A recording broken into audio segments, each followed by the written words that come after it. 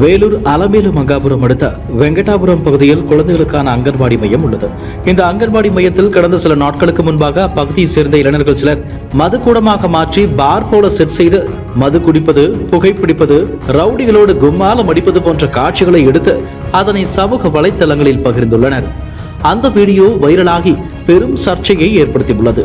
குழந்தைகள் பாதுகாப்பாக ஊட்டச்சத்து உணவருந்தி விளையாடும் மையத்தில் இதுபோன்ற சமூக விரோத செயல்களில் ஈடுபட்டது அப்பகுதி மக்கள் மத்தியில் ஆத்திரத்தை ஏற்படுத்தியுள்ளது.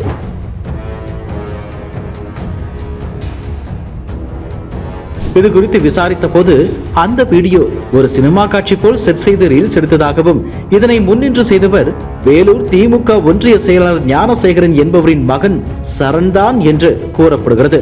இந்த நிலையில் சர்ச்சையில் சிக்கியுள்ள மகன் விவகாரம் குறித்து திமுக ஒன்றிய செயலாளர் ஞானசேகரனிடம் விளக்கம் கேட்டபோது, ஆமாம், அது அங்கன்வாடி மையம்தான், கட்டடம் சேதாரமாகியுள்ளது, 4.96 லட்சத்துக்கு டெண்டர் விட்டு கழிவறை வசதியுடன் அங்கன்வாடி மைய கட்டடத்தை புதுப்பிக்கும் வேலையும் தொடங்கப்பட்டிருக்கிறது, பழைய கட்டடம் தானே என்று அங்கு போய் என் மகன் ரீல்ஸ் வீடியோ எடுத்து போட்டிருக்கிறார். சினிமாவிலும் ஷார்ட் பிலிமிலும் நடிக்கிறார்.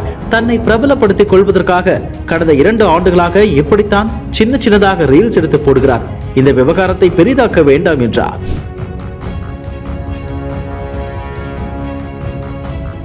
இந்த நிலையில் இந்த செயலில் ஈடுபட்டவர்கள் மீதும் அரசு கட்டிடத்தை தவறாக பயன்படுத்தி அரசுக்கு அவப்பெயரை ஏற்படுத்தும் வகையில் நடந்து கொண்ட நபர் மீதும் நடவடிக்கை எடுக்க கோரி சத்துவாச்சாரி காவல் நிலையத்தில் வேலூர் வட்டார வளர்ச்சி அலுவலர் கார்த்திகேயன் புகார் அளித்துள்ளார். இதுபோன்ற செய்திகளை மேலும் தெரிந்து கொள்ள எங்களது யூடியூப், Facebook மற்றும் Twitter ஆப்களை சப்ஸ்கிரைப் செய்யவும்.